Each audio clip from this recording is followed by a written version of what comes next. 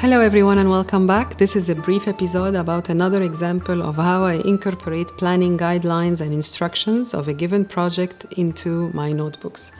I constantly try to do this in a functional system with an artistic flavor to make the process of recording the information more enjoyable.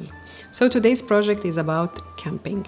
And camping was one of our goals listed in our bucket list notebook, was one of the 100 first items my husband and I were interested in accomplishing. So I did share a video about how I structure this motivational yet simplified notebook if you're interested. Today's notebook is a good example on how to ingest instructions that I acquire about a new project into a notebook. So camping is by definition an outdoor recreation involving overnight stays in nature.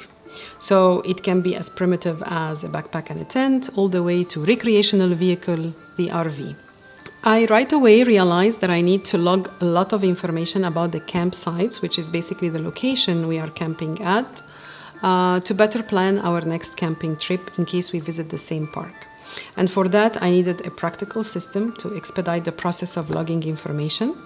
And this is when I came across this camping logbook, because it has a pre-printed format. So as a reminder, this is not to be confused with the travel journal. I do not chronicle my travels in this logbook. And it's not a nature journal as well, because I do not log my nature observation in it. I have different systems for that. This camping logbook is to log information about the journey, the drive itself, and the destination in terms of tips, lessons learned to better plan my next camping trip. So I picked this particular one. I found so many beautiful options online, but I selected this one because I liked the hardcover, which is quite sturdy and durable for this type of activity. I also like the fact that it had this elastic band, which keeps it secure into my backpack. I prefer this medium size, and I also like the color. So let's walk through this notebook and how it functions.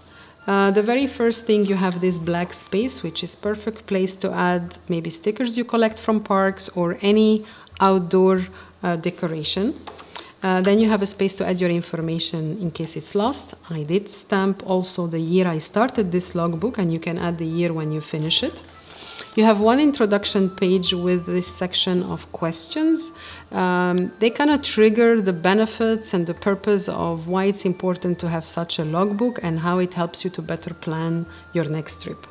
Followed by that is a friendly reminder with some camping rules.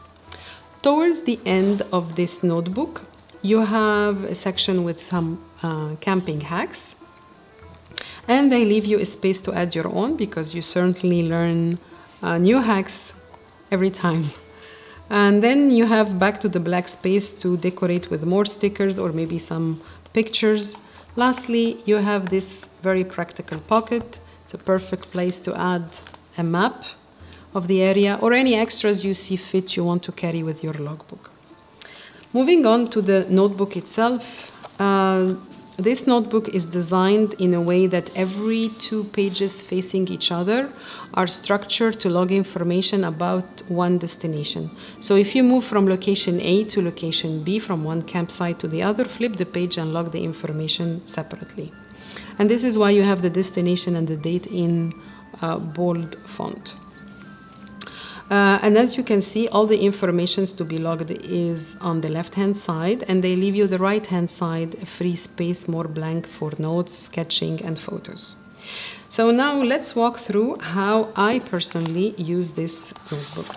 So as you can see here, I log the information. The first section is all about the destination, the journey, the drive. You have a space to add your preferred route or the route that you want to avoid next time. You can express it either way. And then important also is to log the sites along the way, such as the rest stops or maybe some restaurants you want to remember next time you take the same path. And they conclude this particular section with the weather. So granted, the weather is a critical piece of information while camping.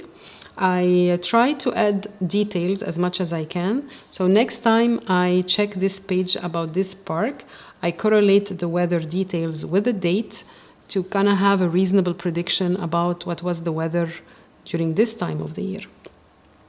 Now, obviously, this will help you to decide two things. One, if you want to camp this time of the year or not, because, for example, in this case, we had some challenging weather, wind speed, you can tell from my drawing, storm, flood watch, and so on. So maybe you decide it's not enjoyable, or maybe it compromises your safety.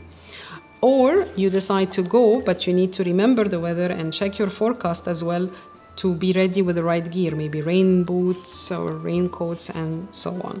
Then the following section in the information is about the campground itself, which I will not go through all the details, but it's mainly to describe the campsite in terms of pros and cons and in terms of offered facilities. And this is very important to remember because a good example in this one, the electricity they offer is 30 amps. So every time we visit this campsite, and if you want to camp at the same place, which was a beautiful view, we always have to have our converter to make sure we have electricity, right? And so on. And then they conclude the section with, in my opinion, is very important, is things to remember for next time. Of course, they give you between brackets some examples, like examples of what you can add into this section, but I always dedicate this particular one for the equipments I want to carry. And this is because storage and weight are always a concern when you are in a field trip or a road trip.